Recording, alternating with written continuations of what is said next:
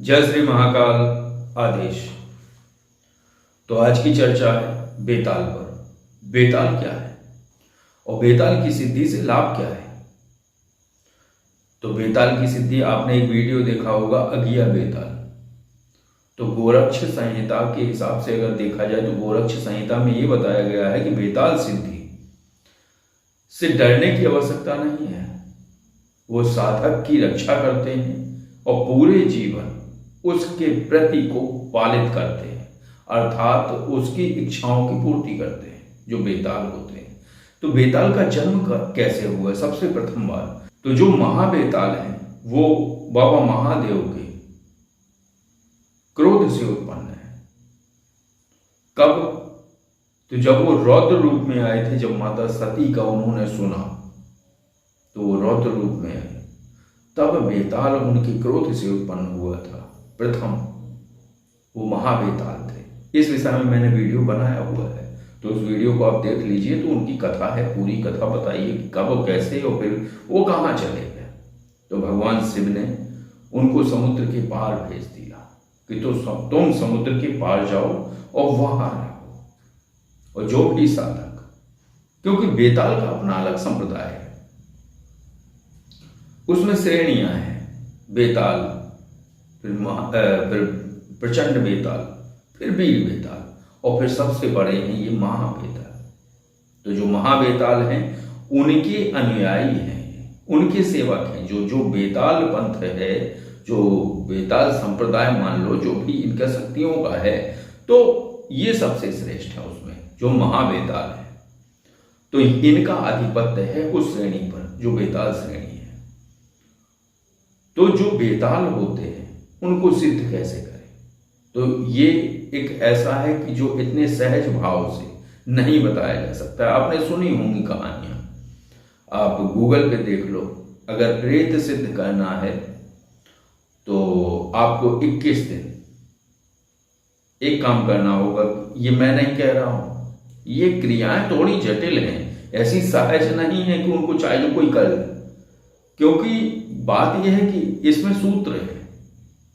जो क्रिया अब आज रूढ़िवादी तरीके से चल रही है, बस उसी को सुना देते हैं। आज आप किसी बुजुर्ग के पास बैठ जाओ, उससे कहो जिंद कैसे सिद्ध करना है, तो वो भी यही क्रिया बता देगा। क्रिया कौन सी है?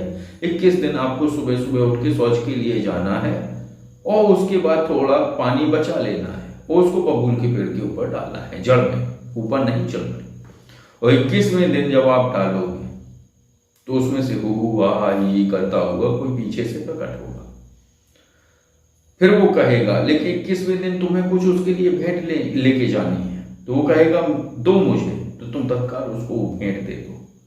और वो भेंट दे जैसे ही लेगा तो पहले आप, जैसे वो मांगेगा तो आप उसकी तरफ हाथ बढ़ाएंगे, लो ये भेंट। लेकिन तुम्हें भी मेरी एक बात माननी होगी, तुम सदैव मेरे साथ रहोगे।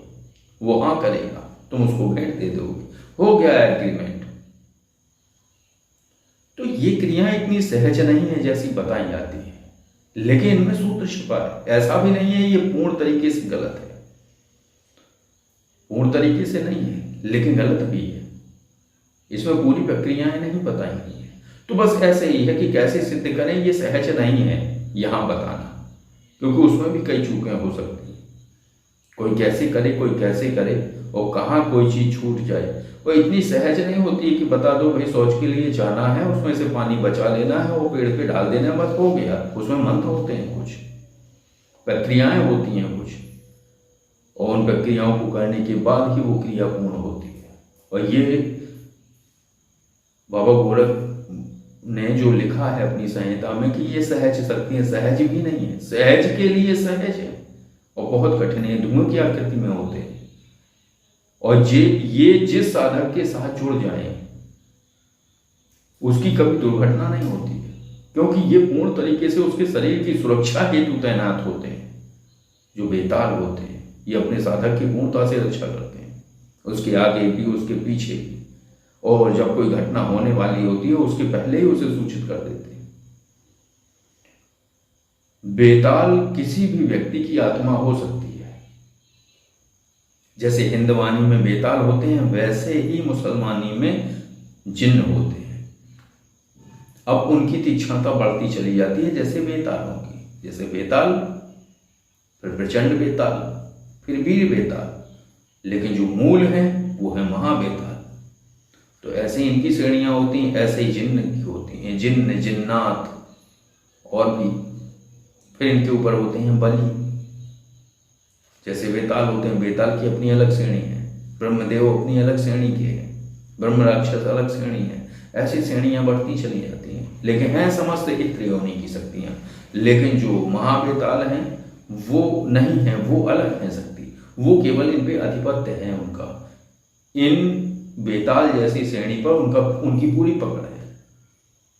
और जब भी कोई बेताल की सिद्धि होती है तो सबसे पहले महाबेताल का आह्वान किया जाता है, क्योंकि उन्हीं के इशारे पर कोई भी बेताल आपकी दासता स्वीकार करता है। इसे दासता ही कहेंगे, वो सिद्धि बोल दो चाहे ऐसा शब्द है, लेकिन वो एक तरीके से गुलाम होता है उस साधक का।